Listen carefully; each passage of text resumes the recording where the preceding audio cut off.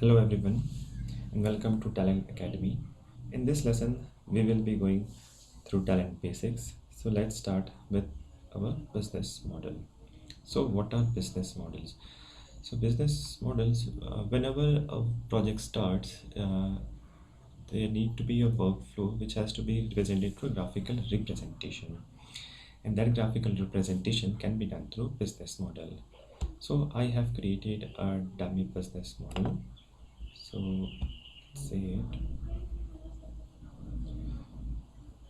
So for example, in my project, if I have a country and I'm doing a lookup on the country name, and that data has to be dumped into master table.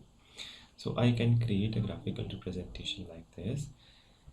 Since this country and lookup is connected to a country ID, and the output, the standardized country name, will be dumped into this master table. Also, you can create a flow chart like this. Say like if a country ID is null, then what action should you take? If country ID is not null, then what action should be performed? So all these things, all the project workflow can be done in the business model. And to support this, we have all this component present in Talend. So you can take an input, you can create a flowchart, you can create a document, and all this component will help you in creating a graphical workflow of a project. So that is all about a business model.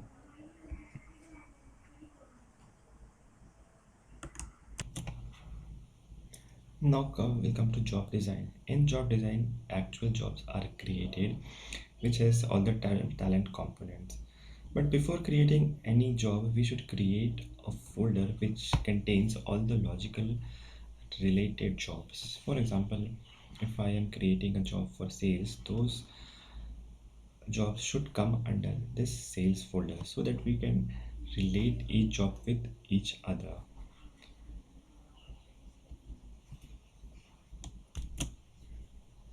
We will not be going in depth in the details of creating a job. That will be do in the next video. Now coming to this context. So what are contexts? So contexts are in short of a variable. Suppose you have database connection. Database connection in test environment or QA or production are something different that you cannot hard coded, and that is a changing them. It's a cumbersome task. To avoid that, we create a context or the variables whose value will change according to the environment. And that to create a context, there are various ways like creating through context, hard coding, but we will that discuss in the later chapter. Now we'll see what happens in code. Code contains routines. So what are routines? Routines are nothing but functions. Functions like we create in SQL or Java. Say like you want to calculate a tax on a salary. So you just pass value through the function or the routine, and it calculates the tax and gives output. So it's a set of predefined codes that can be reused in many sub jobs. Due to this reusability, we can store this in routines. Now coming to SQL templates, these templates have some predefined SQL code, like what you have can be written in Oracle, Hive, or MySQL. So they have some predefined SQL templates, like for inserting of data, the truncating of a table, truncating of the source. All these templates are present in all this sources, and according to the usage, you can edit it or remove it.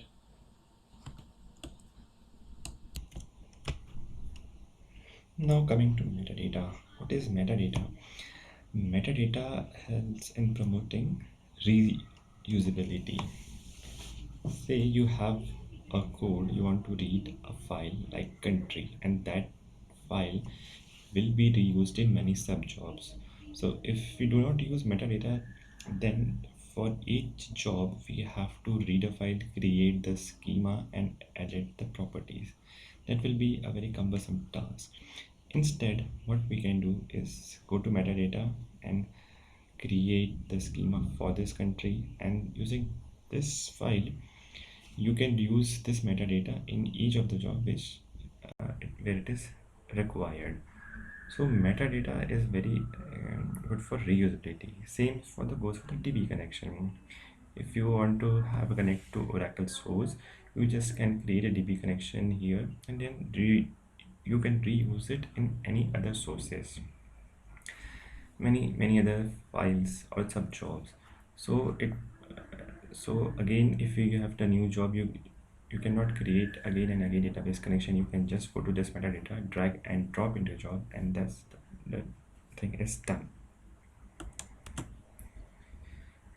Now coming to this recycle bean, whenever you delete a job, say I delete my job, and this remove this dummy data, it goes to recycle bean. So if you see, the job goes to recycle bean. So sometimes you mistakenly delete a job or a business model, then you can it goes to recycle bean, and from recycle bean you can recover it or you can restore it if you want. So that is a good feature in Talend. Hope this video is helpful for you for better understanding of Talend basics. In next video we'll do some practicals on how to read a file and file from a database. Thank you.